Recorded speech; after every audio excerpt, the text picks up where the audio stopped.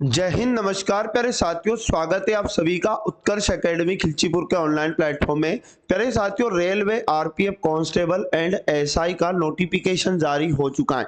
जल्द ही इसके online form apply होने वाले हैं। तो इसके लिए हमने 2019 जो railway RPF constable and SI की वैकेंसी के पेपर हुए थे दोस्तों, उनका सॉल्यूशन स्टार्ट किया था। तो आज की इस क्लास में हम लोग 19 जनवरी 2019 शिफ्ट नंबर 2 का जो पेपर हुआ था उसे हम लोग हल करेंगे। तो साथियों, पूरी क्लास को आप अच्छे से देखिएगा। सभी क्वेश्चन का सॉल्यूशन मैं बहुत आसान तरीके से आप लोगों को बताने वाला हूं। और इससे पहले की शिफ्टों के सॉल्यूशन आप लोगों को करवा दिए गए, जिनका प्लेलिस्ट बना दिया गया है, जहां जाकर आप पिछले पार्ट को भी देख सकते। तो साथियों, चलते आज का पहला और इंपॉर्टेंट क्वेश्चन जो हमारे सामने आ चुका है। एक संख्या के 80% के 75% के 66.67% का 25% यदि 5315 है, इस संख्या का 40% ज्ञात कीजिए। तो साथियों, जब भी ऐसा कोई क्वेश्चन आता है, हम क्या करते हैं, सबसे पहले हम संख्या मान लो कि x थी। फिर क्वेश्चन ने बोला कि x का 80%, तो हमें क्या करना है, x का 80% निकालना है।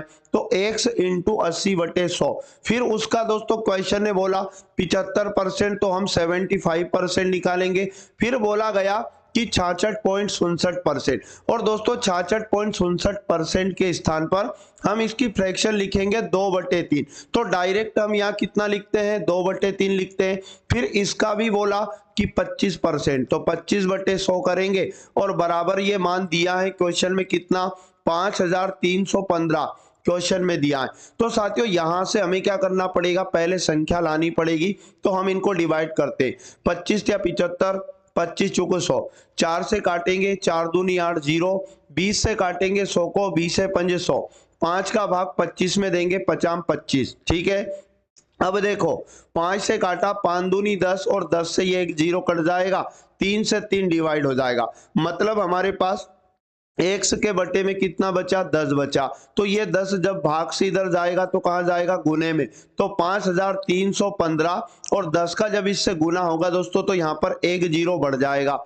अब क्वेश्चन ने क्या पूछा कि इस संख्या का 40% बताओ। तो हमारे पास संख्या कितनी प्राप्त हुई, 5315 अब दोस्तों इसका हमें 40% निकालना है मात्र।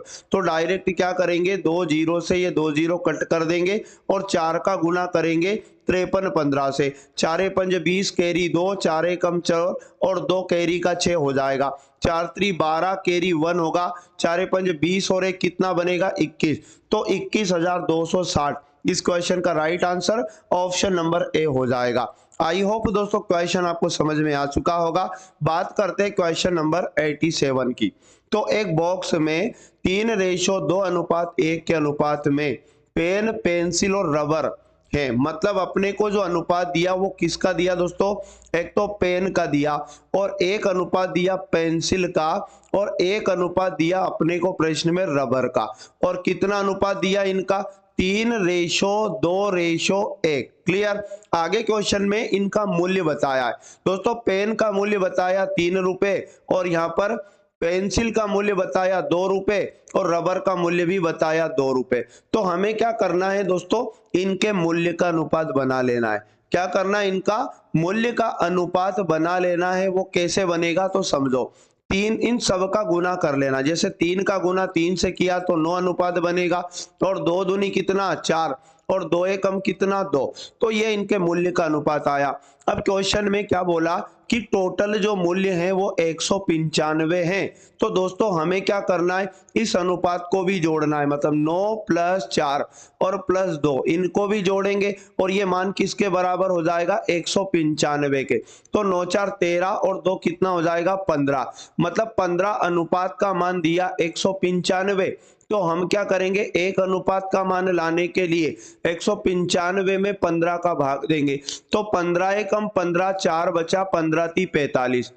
एक अनुपात का मान कितना आया, 13 आया। क्वेश्चन ने कहा तो बॉक्स में पेनों की संख्या बताओ। मतलब हमें पेन की संख्या बताना है। तो जो एक अनुपात का मान 13 आया, इसका गुना पेन के अनुपात यानी संख्या के अनुपात से गुना करेंगे 3 से, तो पेन की संख्या आ जाएगी 13 × 39। तो 39 इस क्वेश्चन का राइट आंसर बनेगा। ऑप्शन नंबर बी इस क्वेश्चन का बिल्कुल सही जवाब है। चलो बात करते हैं 88 नंबर जो आप लोगों के सामने आ चुका है। ठीक है दोस्तों, तो यहां पर मैं आपको बता दूं क्वेश्चन में बोला हल करें, तो इसको बोर्डमास रूल से हल करना है। और जब बोर्डमास रूल से हल करेंगे तो सबसे पहले ब्रैकेट की बारी आती है और ब्रैकेट में भी छोटा ब्रैकेट पहले हल करेंगे। तो यहाँ पर लिखा 29 माइनस 7 छोटे ब्रैकेट में, और 29 में से 7 जाएगा तो 22 बचेगा। अब छोटा ब्रैकेट सॉल्व होने के बाद मझले ब्रैकेट की बारी आती है, तो मझले ब्रैकेट में कितना लिखा 39 माइनस, इधर छोटे ब्रैकेट का सॉल्यूशन कितना है 22, तो अपन क्या करेंगे 39 में से 22 को घटाएंगे, तो यहाँ हमारे पास कितना बच जाएगा 17। क्लियर। अब बारी आती है दोस्तों बड़े ब्रैकेट की, तो बड़े ब्रैकेट में क्या लिखा 16 प्लस, और इधर का सॉल्यूशन कितना बना 17, तो 16 में हम क्या करेंगे 17 को जोड़ देंगे। ठीक है, 7 6 13 होगा, कैरी होगा 1, और 2 और 1 कितना हो जाएगा 3, यानी 33 बनेगा। अब फाइनली कितना बचा अपने पास 49, और इधर माइनस लगाए, इसमें से अपने को 33 को माइनस करना है। 9 में से 3 जाएगा 6, 4 में 3 गया 1, मतलब दोस्तों इस क्वेश्चन का राइट आंसर 16 बनेगा। ऑप्शन नंबर डी इसका बिल्कुल सही जवाब है। चलो अगला और अति महत्वपूर्ण क्वेश्चन दिया है, जब किसी वस्तु रुपए 180 में बेच दिया जाता है, मतलब किसी वस्तु को 180 रुपए में बेचा जाता है, तो 10% की हानि होती है, और उस वस्तु का लागत मूल्य अपने को बताना है। लागत का मतलब दोस्तों हमें क्रय मूल्य बताना है, और आपको क्या करना है, मान लो क्रय मूल्य x था, अब x अपने आप में 100% था।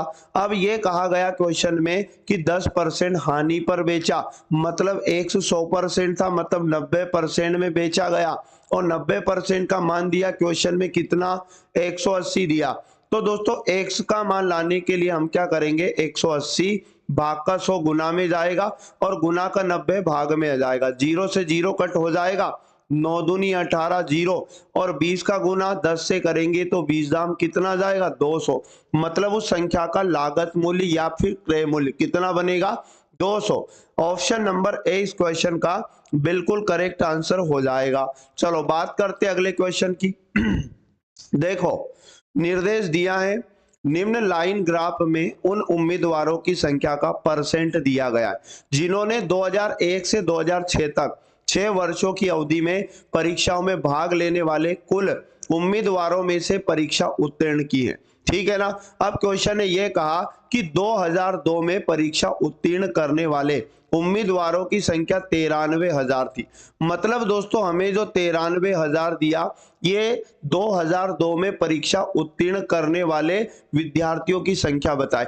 तो यहाँ पर इस लाइन ग्राफ में परसेंट में जब हम देखेंगे कि 2002 में कितने परसेंट विद्यार्थियों ने परीक्षा उत्तीर्ण करी थी, तो 2002 में जब हमने देखा तो 62% हमें मिला, मतलब हमें प्रश्न में 62% का मान बताया।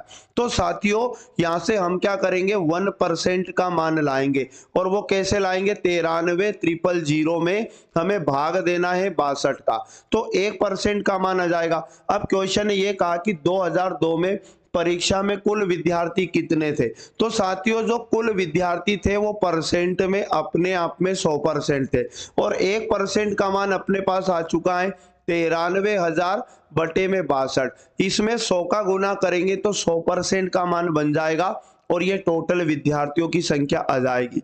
31 से काटेंगे 2 बार कटेगा, 31 दिया 93 और 000, और 2 का भाग देंगे अपन 100 में तो ये 50 बन जाएगा, और यहाँ कितना बनेगा 5 3 15, और 15 के बाद में कितने जीरो लग जाएंगे 4 जीरो, तो 1,50,000 विद्यार्थी टोटल 2000 कितने में 2 में परीक्षा में बैठे थे। ऑप्शन नंबर डी इस क्वेश्चन का बिल्कुल राइट आंसर है। चलो अगला और अति महत्वपूर्ण क्वेश्चन दिया है 91 नंबर। एक दुकानदार ने एक वस्तु 112 रुपए में खरीदी, मतलब वस्तु का साथियों क्रय मूल्य दिया और वो दिया है 112 रुपए, और इसे 140 रुपए में बेच दिया, मतलब वस्तु का हमें विक्रय मूल्य भी दिया है, और कितना दिया दोस्तों 140 रुपए दिया। लाभ का परसेंट ज्ञात करो, तो डेफिनेटली 112 में खरीदा और 140 में बेचा, मतलब डेफिनेटली क्या हुआ, लाभ हुआ। और कितना लाभ हुआ दोस्तों, विक्रय मूल्य में से क्रय मूल्य को माइनस करना, यानी कि 140 में से 112 को घटाएंगे तो हमारे पास लाभ निकल के आ जाएगा। अब कितना आ जाएगा तो हम लोग घटा लेते हैं यहाँ पर दोस्तों। तो यहाँ पर जो लाभ होगा, 10 में से 2 गया 8 बचा, और 3 में से 1 गया 2 बचा, मतलब 28 रुपए का लाभ हुआ। अब क्वेश्चन ने कहा कि लाभ का परसेंट बताओ, और दोस्तों जो लाभ परसेंट होता है वो क्या होता है, लाभ बटे क्रय मूल्य गुना 100। तो लाभ कितना अपने पास 28 है, और क्रय मूल्य कितना है 112 है, और गुना में कितना हो जाएगा 100।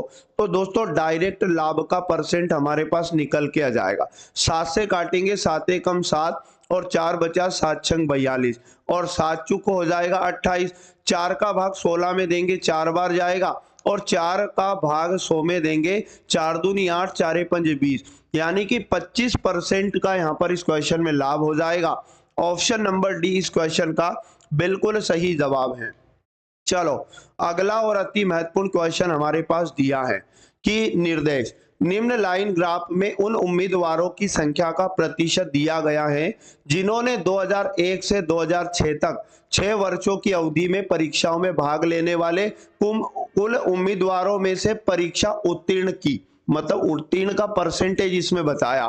ठीक, आगे क्या कहा क्वेश्चन ने, निम्न में से किन 2 वर्षों में परीक्षा में भाग लेने वाले उम्मीदवारों में से उत्तीर्ण करने वाले उम्मीदवारों के बीच के प्रतिशत का अंतर न्यूनतम था, किन 2 वर्षों में न्यूनतम परसेंट था ये बताना है। तो देखो ऑप्शन नंबर ए के हिसाब से करें, 2001 से 2002 में चेक करो। तो 2001 में कितना था दोस्तों, यहाँ लाइन ग्राफ में देखो 2001 में 48% और 2002 में 62%। तो हम क्या करेंगे, 62 में से 48 को घटाएंगे, अंतर देखना इनका, ठीक है ना। तो यहाँ बचेगा 4, और 5 में 4 गया 1, मतलब 14% का अंतर था। अब बी वाला ऑप्शन अगर चेक किया जाए, 2002 से 2003 का अंतर देखा जाए तो 2002 में दोस्तों 62% है और 2003 में 73% है। तो 73 में से हमें माइनस करना है 62 को, तो 3 में से 2 गया 1 बचा, 7 में से 6 गया 1 बचा, मतलब 11% का अंतर है। और सी वाले ऑप्शन के अनुसार अगर किया जाए यानी कि 2003 से 4 में, तो 2003 में कितना था 73, तो हम क्या करेंगे 73 को लिखा, 2004 का परसेंटेज देखा तो 61 था। इन दोनों का अंतर कितना है घटाओ, 3 में से 1 गया 2 बचेगा, 7 में 6 गया 12% का अंतर था। दोस्तों ऑप्शन नंबर डी को चेक करते हैं, 2004 और 5 का चेक करो तो 2004 में 61% था, 2005 में भी दोस्तों कितना था चेक करो 61 ही था, और 61 में 61 जाएगा तो 0% आएगा। मतलब क्या, सबसे न्यूनतम अंतर जो था किन 2 वर्षों में था, तो ऑप्शन नंबर डी के अनुसार 0% का अंतर था 61, ठीक है ना, यानी 2004 और 5 में। तो ऑप्शन नंबर डी इस क्वेश्चन का बिल्कुल सही जवाब है। आई होप कि क्वेश्चन आपको दोस्तों समझ में आ चुका होगा, ऐसी आशा और उम्मीद करता हूं। ठीक है, चलो बात करते हैं अगले क्वेश्चन की। नेक्स्ट क्वेश्चन है, 40 मीटर पर सेकंड की गति से चलने वाली एक ट्रेन एक सिग्नल को 12 सेकंड में पार करती है, ट्रेन की लंबाई बताना। दोस्तों ट्रेन की लंबाई का मतलब होता है दूरी बताना है, और दूरी बराबर होता है चाल इंटू समय। चाल इंटू क्या होता है दोस्तों, समय होता है। तो ट्रेन की चाल अपने को प्रश्न में बताइए 40 मीटर पर सेकंड, और दोस्तों इसने एक सिग्नल को पार किया 12 सेकंड में, मतलब स्वयं की लंबाई को पार किया। तो दोस्तों 12 का गुना कर देंगे अपन 40 से, तो 12 चुको 48 यानी 480 मीटर में, याद रखना इस ट्रेन की क्या आ जाएगी लंबाई। ऑप्शन नंबर सी इसका बिल्कुल सही जवाब हो जाएगा। चलो अगला और अति महत्वपूर्ण क्वेश्चन दिया है, x का भिन्न मान ज्ञात करिए। तो दोस्तों यहां पर दिया क्या है प्रश्न में, x बराबर 0.5, उसके बाद में 8 और फिर लिखा 18, क्लियर ना। और दोस्तों 18 के बाद देखो फिर लिखा 18, फिर लिखा 18, मतलब अनंत तक। इसका मतलब ये हुआ अनंत तक दोस्तों 18 का रिपीटेशन चल रहा है। तो जब ऐसा क्वेश्चन आपके सामने आए तो हम इस पे बार लगा लेंगे 18 पर। जिस भी अंकों का बार बार रिपीटेशन होता है उन पर दोस्तों बार लगा दी जाती है। अब दोस्तों यहाँ पर बार हटाकर हम लोग इसको भिन्न में बदल देंगे। बार कैसे हटाते समझो, जितने अंकों पर बार होता है बटे में उतनी बार के 9, तो 2 अंकों पर बार है तो 99, और जितने अंकों पर बार नहीं है दशमलव के बाद बटे में 9 के बाद उतने 0, तो 2 अंक के बाद बार नहीं है तो दोस्तों 2 अंकों पर बार नहीं होने के कारण 2 0। अब देखो दशमलव के बाद वाली संख्या को ऐसा ही लिखेंगे 58 18, और इसमें से माइनस करना जिन पर बार नहीं हो उन अंकों को, यानी कि 5 और 8 पर बार नहीं है तो इनको क्या करेंगे माइनस। तो 8 में से 8 गया 0 और 11 में से 5 गया 6 बचा, और ये हो जाएगा दोस्तों 7। और इधर अगर बात करें तो कितना हो जाएगा 5 ऐसा ही रहेगा, ठीक है ना। मतलब कितना बचेगा यहाँ पर दोस्तों 576, और उसके बाद में बटे में 99 और 00। अब देखो एक 0 से एक 0 कट जाएगा तो फाइनल कितना बचेगा 576 बटे कितना 990। इस क्वेश्चन का राइट आंसर आ जाएगा। तो ऑप्शन नंबर डी इस क्वेश्चन का बिल्कुल सही जवाब है। चलो अगला और अति महत्वपूर्ण क्वेश्चन हमें दिया है कि निम्न लाइन ग्राफ में उन उम्मीदवारों की संख्या का परसेंट दिया है जिन्होंने 2001 से 6 तक 6 वर्षों की अवधि में परीक्षाओं में भाग लेने वाले कुल उम्मीदवारों में से परीक्षा उत्तीर्ण किए। अब क्वेश्चन ने कहा 2003 और 2005 को मिलाकर भाग लेने वाले उम्मीदवारों की कुल संख्या 85,000 थी। दोस्तों यहाँ पर 2000 किन किन का दिया, 2003 का और 2005 का योग दिया है ना। संख्यात्मक रूप से कितना दिया दोस्तों 85,000 योग दिया है, ठीक। अब क्वेश्चन में ये कहा इन 2 वर्षों को मिलाकर परीक्षा में उत्तीर्ण उम्मीदवारों की कुल संख्या कितनी थी। देखो अपने को जो परसेंटेज दिया है वो तो अलग अलग दिया है इस बार ग्राफ में, लेकिन दोस्तों इनकी टोटल वैल्यू अपने को बताई। अब इसको अलग अलग हम नहीं कर सकते, मतलब इस क्वेश्चन में याद रखना डाटा अपर्याप्त है दोस्तों। इसमें डाटा अपर्याप्त है तो हम क्या लगाएंगे, इनमें से कोई नहीं, ऑप्शन नंबर 20 का राइट आंसर हो जाएगा। अगला क्वेश्चन हमें दिया है एक चक्री चतुर्भुजी मैदान की भुजाएं, मतलब एक 4 भुजाओं वाला मैदान है जिसकी भुजाओं का अनुपात बताया, चारों भुजाओं का 2 अनुपात, उसके बाद 3 अनुपात बताया, 4 अनुपात 5, क्लियर। और इसकी परिधि बताया। और साथियों जो परिधि होती है याद रखना, परिधि जो होती है सभी भुजाओं का योग होता है। ABCD 4 भुजाएं थी तो चारों का योग भी दिया है प्रश्न में। तो परिधि की जगह अपन कितना लिखेंगे दोस्तों 210, और बराबर चारों भुजाओं का योग है ये, तो हम अनुपात जो भुजाओं का दिया है इनका भी योग करो, कितना बनेगा 5 4 9, 3 12 और 2 कितना हो जाएगा 14। मतलब साथियों 14 अनुपात का मान 210 है। तो एक अनुपात का मान कैसे लाएंगे 210 बटे 14। अब क्या पूछा क्वेश्चन में, सबसे छोटी भुजा, तो साथियों सबसे छोटी भुजा का अनुपात चेक करो, तो यहाँ पर कितना है 2, तो हम क्या करेंगे जो एक अनुपात का मान आया 210 बटे 14 इसका गुना 2 से कर देंगे तो डायरेक्ट हमारे पास सबसे छोटी भुजा का मान निकल के आ जाएगा। देखो 2 साती 14 और 7 से काटेंगे 7 या 21 0, मतलब दोस्तों सबसे छोटी भुजा का मान कितना होगा 30 होगा। ऑप्शन नंबर सी इस क्वेश्चन का बिल्कुल करेक्ट आंसर हो जाएगा। चलो बात करें दोस्तों अगले क्वेश्चन की जो हमारे सामने आ चुका है। देखो 650 मीटर लंबे पुल के एक छोर पर स्थित, क्लियर ना, सिग्नल को पार करने में एक ट्रेन 34 सेकंड का समय लेती है। मतलब सिग्नल को पार करने में ट्रेन याद रखना दोस्तों 34 सेकंड का समय लेती है। और जब कभी कोई ट्रेन किसी सिग्नल को पार करती है तो वो स्वयं की लंबाई को पार करती है। और प्रश्न में भी ट्रेन की लंबाई पूछा, तो हम मान लो ट्रेन की लंबाई 100 मीटर थी, क्लियर। अब बात को समझना, 100 मीटर ट्रेन की लंबाई थी तो हम क्या करेंगे 100 बटे 34। हम जानते हैं कि चाल का फॉर्मूला जो होता है चाल का वो होता है दूरी बटे समय होता है। तो ट्रेन ने सिग्नल को पार किया, उस केस में तो स्वयं की लंबाई को पार किया, और समय कितना दिया है 34। ठीक, अब दूसरे केस में दोस्तों ट्रेन ने एक प्लेटफॉर्म को पार किया, मतलब एक पुल को पार किया, तो दोनों की लंबाई ऐसे केस में जुड़ जाएगी, 650 में x जुड़ जाएगा और बटे में कितना समय आ जाएगा 99। इनका भी साथियों अपने को क्या करना है ना, इसका भाग दे रहा है और ये दोनों वैल्यू आपस में क्या हो जाएगी, बराबर हो जाएगी। अब इसको हल करने का एक तरीका है कि इनका क्रॉस मल्टीप्लाई कर लेंगे अपन, 99 का गुना x से करेंगे तो 99x और बराबर एक बार 34 का गुना किससे करेंगे दोस्तों, 650 का गुना 34 से होगा और फिर प्लस 34 का गुना x से होगा तो 34x बनेगा। हम क्या करेंगे 99x और प्लस का 34x इधर आएगा तो माइनस हो जाएगा और बराबर में कितना बच जाएगा 650 गुना 34।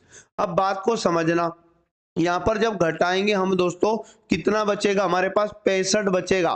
65x का मान हमारे पास आ चुका है 650 और गुना में कितना 34। हमें x का मान चाहिए तो 650 गुना 34 और गुना का 65 इधर आ जाएगा तो भाग में आ जाएगा, ठीक है ना 65, तो x का मान आ जाएगा और यही ट्रेन की लंबाई हो जाएगी। 65 से काटेंगे 65 दाम 650 और 34 का गुना 10 से करेंगे तो 340 मीटर ट्रेन की लंबाई आ जाएगी। यानी दोस्तों 340 ऑप्शन नंबर बी इसका सही जवाब हो जाएगा। 98 नंबर का क्वेश्चन हमें दिया है कि 15% प्रति वर्ष चक्रवृद्धि ब्याज दर पर 2 वर्ष की अवधि के लिए है ना 34,400 रुपए पर प्राप्त होने वाली राशि ज्ञात करना है। मतलब दोस्तों अपने को मिश्र धन बताना। तो सबसे आसान तरीका ये होता है चक्रवृद्धि ब्याज के केस में दोस्तों कि ये जो परसेंटेज दिया है दर का इसका फ्रैक्शन बना लो, और वो कैसे 15% मतलब 15/100, इसे काटेंगे 5 से तो 5 3 15 5 दूनी 10 0, तो नीचे वाला मान तो मूलधन का अनुपात है, ऊपर वाला मान ब्याज का अनुपात है। तो दोस्तों अगर 20 रुपए पर 3 रुपए का ब्याज लगेगा तो ये कितना बन जाएगा 23/20 बन जाएगा। ठीक, अब देखो क्या करना है, अपने को दोस्तों मिश्र धन लाना है, डायरेक्ट क्या लेके आना है दोस्तों, मिश्र धन लेके आना है। तो जो मूलधन दिया है 34,400 इसका आपको निकालना होगा 23/20 और कितनी बार निकालना होगा, जितना समय दिया 2 वर्ष दिया तो 2 बार निकालेंगे 23/20। अब प्यारे साथियों ये गुना करने पर डायरेक्ट हमारे पास मिश्र धन आ जाएगा। तो 2 0 से ये 2 0 कटा, 4 2 गुना 2 4 हुआ और 4 का भाग इधर देंगे, 4 8 32, 2 बचा, 4 छंग 24। अब यहाँ 23 का गुना करो या फिर 23 का वर्ग करेंगे तो 23 का वर्ग होता है दोस्तों 529 और 529 में गुना करेंगे 86 का, तो 529 में 86 का गुना करेंगे तो 45,494 आ जाएगा। 45,494 डायरेक्ट क्या निकल के आ जाएगा, मिश्र धन। ऑप्शन नंबर 20 क्वेश्चन का बिल्कुल सही जवाब है। आई होप कि क्वेश्चन आपको बेहतर तरीके से समझ में आ चुका होगा, ऐसी आशा और उम्मीद है। अगला क्वेश्चन है दोस्तों 5 संख्याओं का औसत 120 है। देखो आंकड़ों की संख्या, आंकड़ों का औसत दोनों अगर क्वेश्चन बताता है तो हम तुरंत क्या करते दोस्तों, औसत का गुना संख्या से करके योग निकालते हैं, ये योग का फॉर्मूला होता है। ठीक, तो हमें संख्या बताइए 5 और आंकड़ों का औसत बताया कितना 120, तो दोस्तों योग कितना बनेगा ये बताओ। तो 12 पंज 60 यानी कि योग कितना बनेगा 600। अब प्रश्न ने क्या बोला कि एक संख्या को हटा देने के बाद, अब 5 संख्याओं में से अगर एक संख्या को हटा देंगे तो आंकड़ों की संख्या 4 रह जाएगी और औसत वही रहता है, मतलब औसत अभी भी 120 रहेगा। तो हम क्या करेंगे दोस्तों, वापस नई 4 संख्याओं का योग निकाल लेंगे। ठीक है ना, तो 12 चुको 48 यानी कि 480 नया योग आया। क्वेश्चन ने क्या पूछा, इसको समझने वाली बात है। क्वेश्चन ने कहा कि हटाई गई संख्या बताओ, तो दोस्तों हमें अगर हटाई गई संख्या लेके आना है तो हम क्या करेंगे, जो 5 संख्याओं का योग है यानी 600, इसमें से 4 संख्याओं का योग घटा देंगे 480 को, तो यहाँ पर बचेगा 0, 10 में से 8 गया 2, 5 में 4 गया 1, 120 ऐसी संख्या जिसे हटा दिया गया। ऑप्शन नंबर ए इस क्वेश्चन का राइट आंसर हो जाएगा। चलो बात करते हैं दोस्तों अगले प्रश्न की। 100 नंबर, एलपीजी सिलेंडर का मूल्य 484 से बढ़कर 605 कर दिया गया। ठीक है ना, बात को समझना, 484 था प्रारंभ में और दोस्तों 605 कर दिया गया। क्वेश्चन ने कहा कितना परसेंट उपभोग कम कर दिया जाना चाहिए, मतलब कमी का परसेंट बताना अपने को, उपभोग में कमी का परसेंट बताना है। तो साथियों अगर 605 से अगर 484 बनाना है पुनः तो कितना कमी करनी पड़ेगी, तो 605 में से 484 को घटाओ। ठीक है ना, तो यहाँ 1 बचेगा और 10 में से 8 गया 2, मतलब 5 में 4 गया, 121 की कमी करना पड़ेगा। लेकिन क्वेश्चन ने कहा कमी का परसेंट बताओ, तो साथियों परसेंट में बदल दो 121 को, बटे के ऊपर आएगा। अब किस पे करनी पड़ेगी कमी, 605 पे, तो साथियों 605 बटे में आएगा और गुना में कितना हो जाएगा 100, तो कमी का परसेंट आ जाएगा।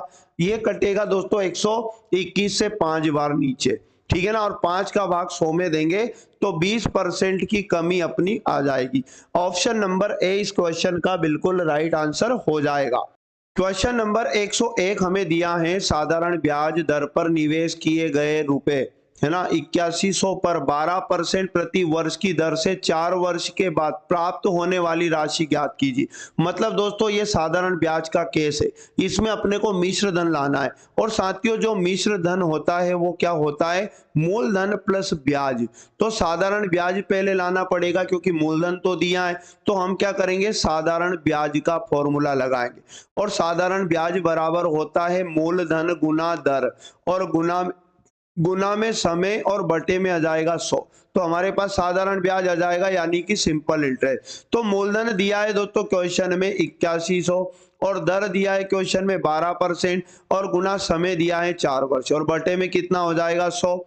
अब अपन गुना कर लेते हैं, 2 जीरो से 2 जीरो कटेगा, 12 एकम 2, कैरी आएगा 1, 12 अटी 96 और 1 हासिल का कितना हो जाएगा 97 और 972 में 4 का गुना करेंगे तो साधारण ब्याज आ जाएगा, 4 दूनी 8 हो जाएगा, 4 सते की 28, कैरी 2, 4 नाम 36 और 2 38, मतलब यहाँ पर ब्याज आया 3888।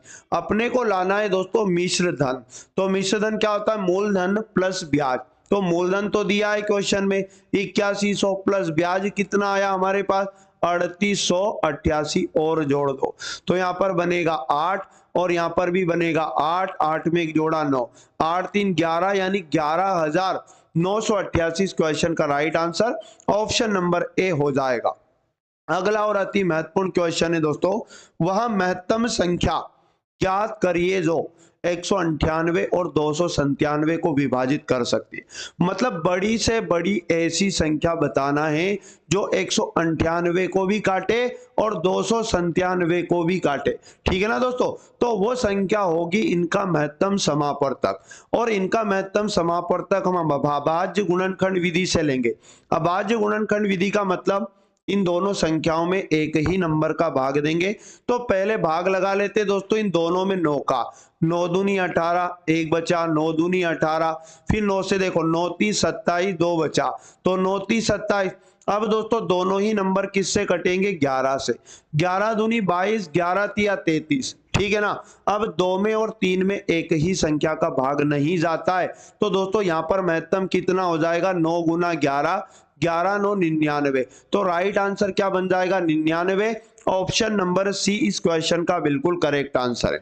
चलो अगला और अति महत्वपूर्ण क्वेश्चन, x का मान बताएं। इसका मतलब क्या हुआ, x के बटे में, मतलब x का क्यूब दिया और भाग यानी बटा कितना लिख सकते हैं 31 और बटे बराबर में कितना दिया 961। अब दोस्तों मैं आपको बता दूं हमें x क्यूब को यहीं रखना है और 961 भाग का 31 इधर आएगा तो गुना में चला जाएगा। अब साथियों अपने को x का वैल्यू चाहिए तो ये क्यूब हटाएंगे तो इधर क्यूब रूट लगेगा, तो ये जो 961 होता है ये 31 का ही वर्ग होता है। यानी दोस्तों 961 को हम 31 गुना 31 लिख सकते हैं और इसमें पुनः गुना एक और किया गया 31 का, मतलब यहाँ पर 3 बार के 31 का गुना है ये टोटल याद रखना। और क्यूब रूट हटेगा दोस्तों तो याद रखना 3 3 का जोड़ा जो होता है वो एक क्यूब रूट से बाहर आ जाएगा, मतलब x का मान भी यहाँ पर 31 बनेगा। ऑप्शन नंबर डी इस क्वेश्चन का बिल्कुल राइट आंसर हो जाएगा। चलो बात करते हैं अगले और अति महत्वपूर्ण क्वेश्चन की। 39 सेंटीमीटर और 40 सेंटीमीटर विकर्ण वाले समचतुर्भुज का क्षेत्रफल ज्ञात करिए। मतलब समचतुर्भुज के दो विकर्ण दिए, और याद रखना दोस्तों समचतुर्भुज जो होता है विकर्ण के केस में याद रखना उसका जो क्षेत्रफल का फॉर्मूला होता है वो 1/2 गुना d1 इंटू d2, मतलब 1/2 गुना दोनों विकर्णों का गुणनफल। ये विकर्ण के केस में समचतुर्भुज का क्षेत्रफल होता है। मतलब 39 गुना करेंगे अपन 40 और बटे में कितना आ जाएगा दोस्तों 2 आ जाएगा। 2 से काटेंगे 40 को 20 बार कटेगा और यहाँ पर गुना करो 0, 2 इनाम 18, कैरी 1, 2 तिया 6 और 1 कितना 7, 780। याद रखना 780 सेंटीमीटर स्क्वायर इसका क्या आ जाएगा क्षेत्रफल आ जाएगा। ऑप्शन नंबर डी बिल्कुल राइट आंसर है। चलो बात करते हैं अगले क्वेश्चन की जो आपके सामने है। एक बॉक्स में 70 डिटर्जेंट साबुन है। अच्छा टोटल साबुन बताए कितने 70, जिनमें से 56 का उपयोग कर लिया गया। अच्छा 70 में से अगर 56 का उपयोग हो चुका है तो शेष कितने बचे, 56 को घटाएंगे 70 में से तो यहाँ 4 बचेगा, 6 में से 5 गया 1 बचेगा, 14 और शेष बचा।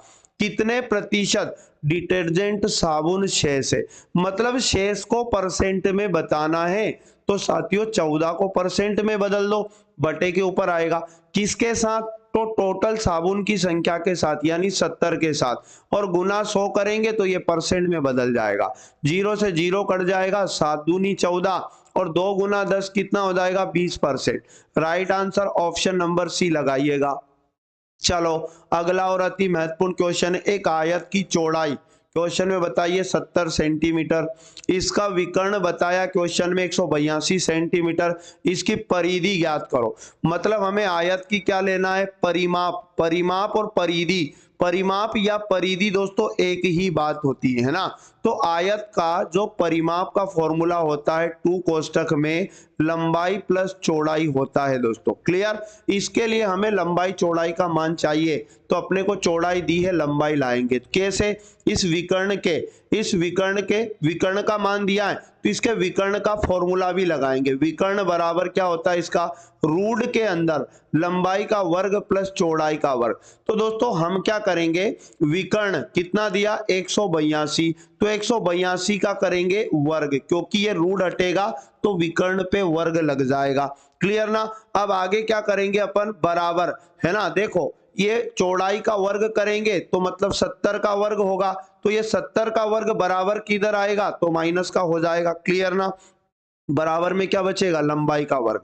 अब देखो 182 का जो वर्ग होता है दोस्तों याद रखना 33,124 होता है, ठीक है ना। कितना होता है 33,124 और इसमें से घटाएंगे 7 का वर्ग 49,000। क्लियर ना। तो लंबाई का वर्ग अपने पास आ जाएगा। अब इसको घटाने पर टोटल 28,224 बचेगा, 28,200 और 24 बचेगा, और ये लंबाई का भी वर्ग हटेगा तो इधर करनी लग जाएगा इस पर।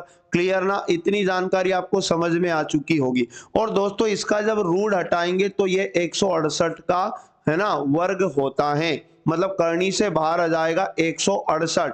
क्वेश्चन ने कहा कि भैया इसका परिधि बताओ, तो परिधि मतलब परिमाप जो होता है लंबाई है ना 2 कोष्ठक में लंबाई प्लस चौड़ाई मान पुट कर दो। तो लंबाई अपन लेके आए कितना 168 प्लस चौड़ाई कितनी दिया क्वेश्चन में दोस्तों 70। इन दोनों को जोड़कर 2 का गुना करेंगे तो हमारे पास ये जोड़ने पर 238 बनेगा, और इसमें 2 का गुना करो तो यहाँ पर 2 8 16 कैरी 1, 2 तिया 6 7 और 2 दूनी कितना 4, 476 सेंटीमीटर याद रखना इसका परिमाप हो जाएगा। ऑप्शन नंबर डी इस क्वेश्चन का बिल्कुल राइट आंसर है। चलो अगला क्वेश्चन दिया है। एक पुस्तक का अंकित मूल्य है ना 1400 रुपए है और एक पुस्तक विक्रेता इस पर 10% की छूट देता है। देखो अंकित मूल्य दिया है और 10% की छूट दिया तो हम क्या करेंगे इसका विक्रय मूल्य निकाल लेंगे यानी सेलिंग प्राइस। तो ये 1400 अपने आप में 100% था, इस पर 10% की छूट दी गई मतलब इसका हम 90% निकालेंगे। तो 2 0 से 2 0 कटकर अपने पास क्या बच जाएगा 140 गुना 9, ये विक्रय मूल्य आया। लेकिन क्वेश्चन ने ये कहा कि यदि वह अब भी 20% लाभ अर्जित करता है, और साथियों जो लाभ और हानि होती है वो क्रय मूल्य पर होती है, तो इसका क्रय मूल्य 100% था और 20% लाभ मिल रहा है, मतलब 120% में बेच रहा है, और बेचा हुआ मूल्य हम लेके आ गए कितना, 140 इंटू 9। तो दोस्तों यहां पर क्या करेंगे, अपने को चाहिए इसका क्रय मूल्य, क्योंकि क्वेश्चन ने भी यही पूछा है कि वस्तु का लागत, लागत का मतलब क्रय मूल्य ही होता है। क्लियर ना, बताइएगा। तो यहाँ पर 140 गुना 9 और भाग का 100 गुना में आ जाएगा, और गुना से 120 इधर भाग में आ जाएगा। बस इनको काटना और आंसर लाना है। तो 0 से 0 काटेंगे, और यहाँ 3 चुक 12 हो जाएगा, और 3 त्रिया 9, और यहाँ पर 4 का भाग देंगे 140 में, 4 3 12, 2 बचा, 4 पंज 20। अपने को 3 का गुना करेंगे, 3 पंज 15, कैरी 1 होगा, 3 त्रिया 9 और 1 10। 105 में गुना करेंगे 10 का तो 1050।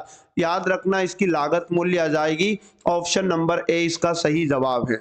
अगला क्वेश्चन दिया था हमें 108 नंबर, एक प्रतियोगी परीक्षा में सफल होने के लिए सोमी को 4 परीक्षाओं में औसत स्कोर 80 की आवश्यकता है, मतलब 4 विषयों में औसतन 80 की आवश्यकता है। तो 80 का गुना 4 से करेंगे, 8 चुक 32 यानी 320। इसका मतलब ये हुआ दोस्तों, योग में उसको कितने की आवश्यकता है, 320 की। औसत गुना संख्या करने से योग आता है। अब ये कहा कि उसमें प्रथम 3 परीक्षाओं का जो स्कोर था, पहली का तो कितना था 75, दूसरी का था दोस्तों 85, और तीसरी का था 95। तो इन 3 का स्कोर आप जोड़ लो, तो ये 3 का जब स्कोर जोड़ेंगे तो 255 बनेगा, 255। अब क्वेश्चन ने कहा चौथी परीक्षा में उसे कितने अंक प्राप्त करने होंगे। तो साथियों चौथी परीक्षा के अंक लाने के लिए 4 परीक्षाओं के योग में से यानी कि 320 में से 255 को माइनस करना है। तो 10 में से 5 गया, 5 बचा 1, 11 में से 5 गया 6। तो यहाँ पर दोस्तों 65 अंक उसको प्राप्त करने होंगे चौथी परीक्षा में। ऑप्शन नंबर बी इस क्वेश्चन का बिल्कुल करेक्ट आंसर हो जाएगा। अगला क्वेश्चन दिया है हमें 11 खिलाड़ियों की राज्य स्तरीय क्रिकेट टीम का औसत बताया 77। तो पुनः हम इन 11 का ही योग लाएंगे, और योग बराबर क्या होता है, औसत गुना संख्या। तो औसत है दोस्तों 77 और खिलाड़ियों की संख्या 11 है, इनका गुना करेंगे तो योग हमारे पास निकल के आ जाएगा 847। कितना आ जाएगा दोस्तों, 847। जब कोच को जोड़ लिया गया, तो अब 11 खिलाड़ियों में जब कोच को जोड़ लेंगे तो 12 खिलाड़ी हो जाएंगे टोटल, है ना। और इनके औसत वजन 1 किलोग्राम बढ़ गया, पहले औसत 77 था, अब 1 किलोग्राम बढ़ जाएगा तो 78 हो जाएगा। तो साथियों पुनः नया योग निकाल लेंगे। क्या निकाल लेंगे दोस्तों, नया योग निकाल लेंगे। तो 12 8 96, कैरी आएगा 9, और 12 सते की 84, और 84 में 9 को जोड़ लेते हैं तो अपने पास 93 बन जाएगा। मतलब याद रखना 936। ये जो योग आया ये 12 लोगों का है। तो कोच का वजन बताइए, तो हम क्या करेंगे, कोच का वजन लाने के लिए 936, 12 के योग में से 11 का योग घटा दो 847 को, यानी 16 में से 7 गया 9, 2 हो गया, 12 में 4 गया 8, 8 में 60 गया 0। तो 89 किलोग्राम का कौन हो जाएगा दोस्तों, कोच हो जाएगा। ऑप्शन नंबर ए इसका बिल्कुल राइट आंसर है। चलो अगला क्वेश्चन दिया है, एक राशि को 12% प्रति वर्ष साधारण ब्याज दर पर निवेश करने पर 5 वर्ष के बाद 4140 रुपए का ब्याज प्राप्त होता है। ठीक है ना, ब्याज दिया है और निवेश की गई राशि ज्ञात करिए, मतलब मूलधन बताना है। तो देखो साधारण ब्याज बराबर क्या होता है, साधारण ब्याज के फॉर्मूले में मान रखेंगे मूलधन गुना दर गुना समय, और बटे क्या होता है दोस्तों, 100 होता है।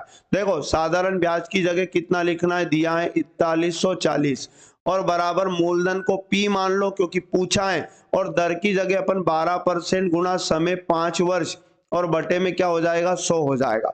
अब प्यारे साथियों डायरेक्ट अपने को मूलधन का मान चाहिए, P का मान।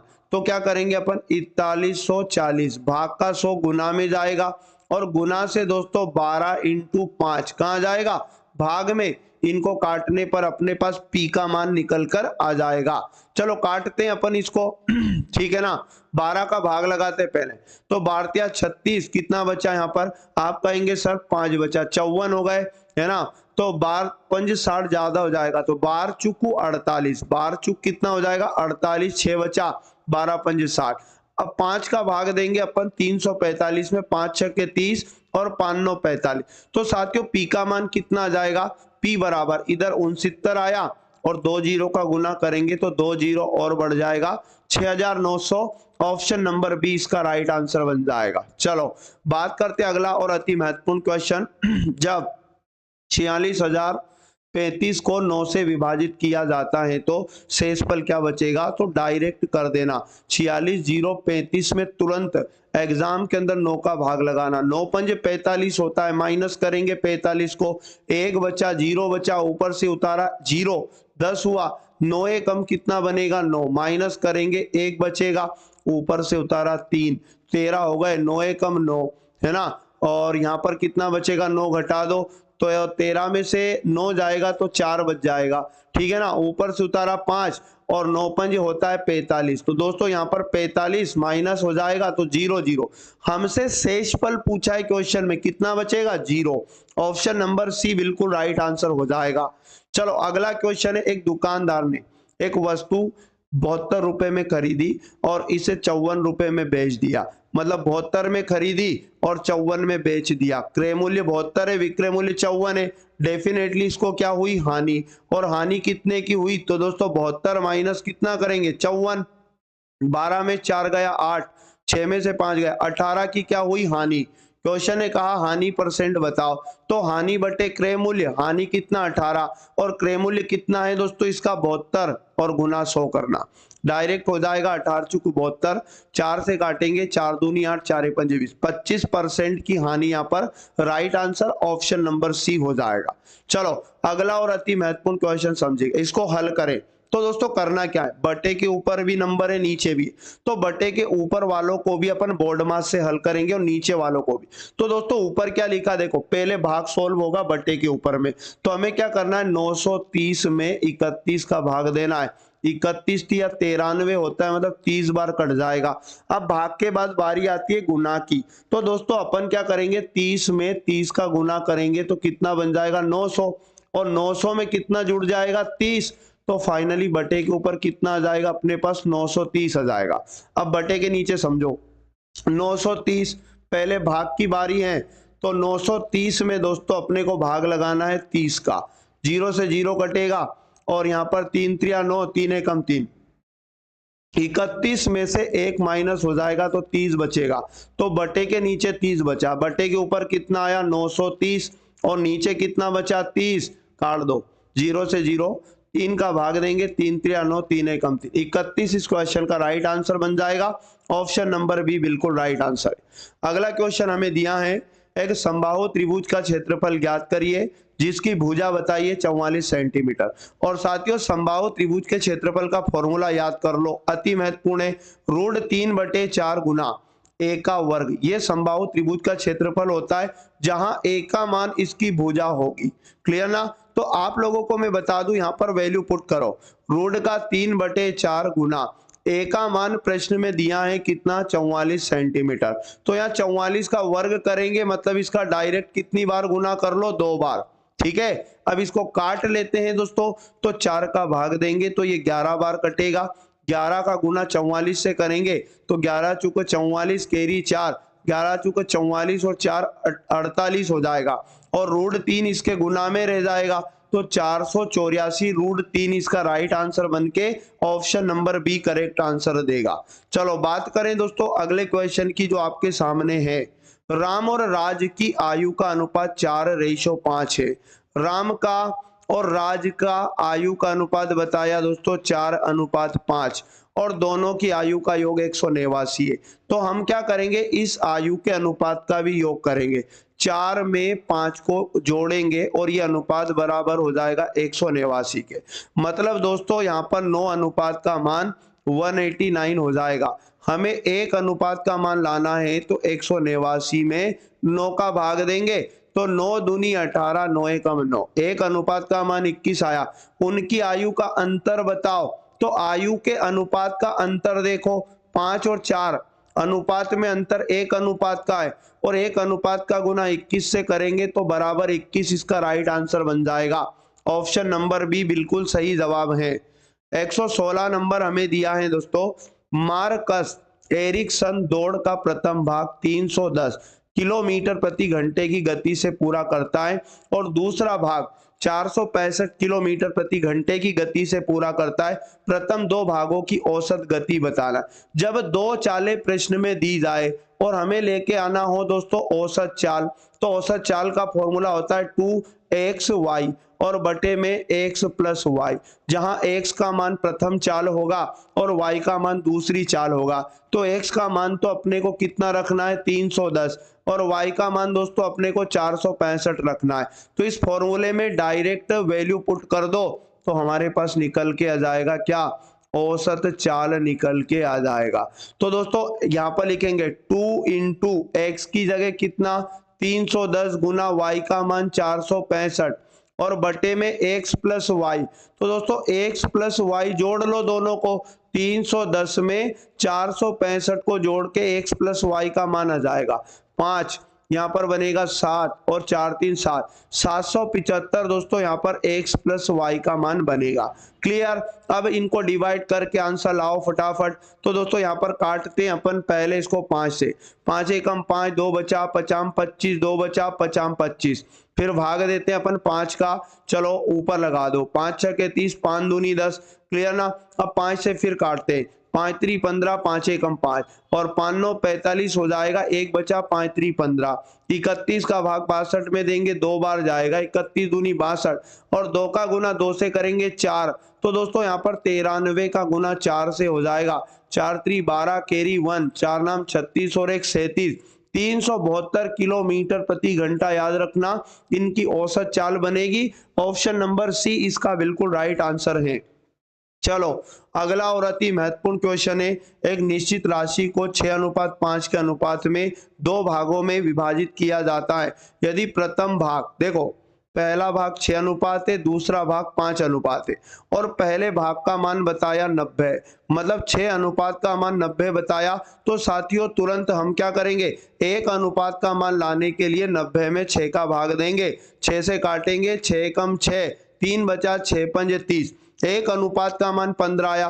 तो क्वेश्चन ने कहा कुल राशि बताओ। तो दोस्तों ये कुल अनुपात को जोड़ लो, 6 अनुपात और 5 अनुपात को जोड़ेंगे तो कुल 11 अनुपात राशि। तो 1 अनुपात का मान जो आया इसका गुना 11 से करेंगे, 15 एकम 5 कैरी 1, 15 एकम 15 और 1 16, 165। ऑप्शन नंबर बी इसका राइट आंसर हो जाएगा।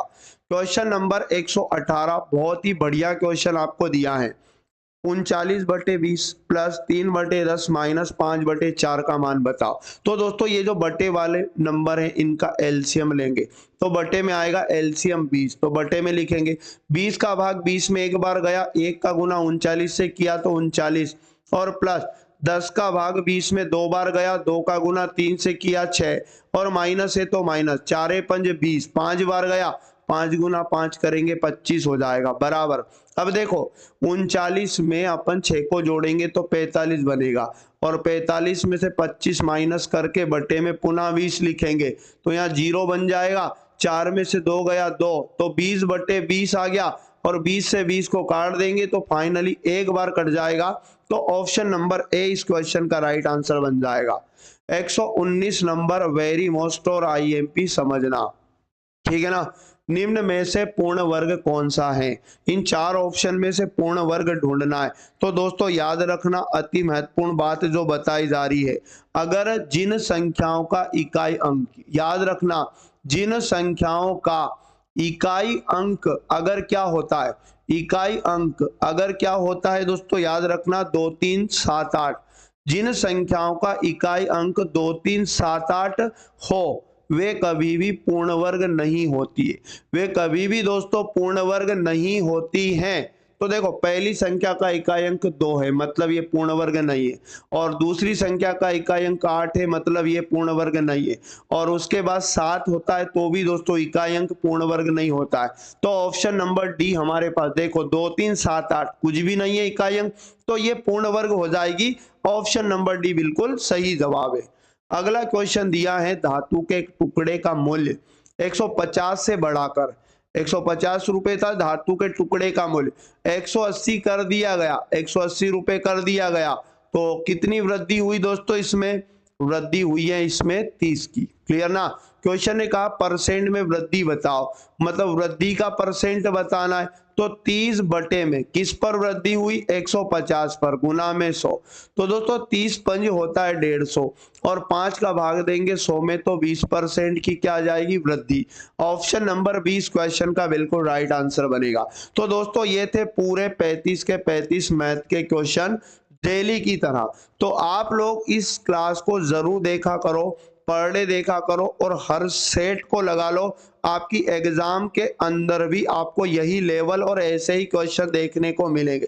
तो दोस्तों पिछले पार्ट की प्लेलिस्ट है, जहां जाकर आप पिछले पार्ट को भी लगा लें सभी साथी, ठीक है। और क्लास अच्छी लगी तो क्लास को शेयर कर दे अपने सभी दोस्तों तक, और उसके बाद चैनल को सब्सक्राइब करके बेल आइकन ऑन कर लें, जिससे तुरंत क्लास का नोटिफिकेशन आपको मिल सके।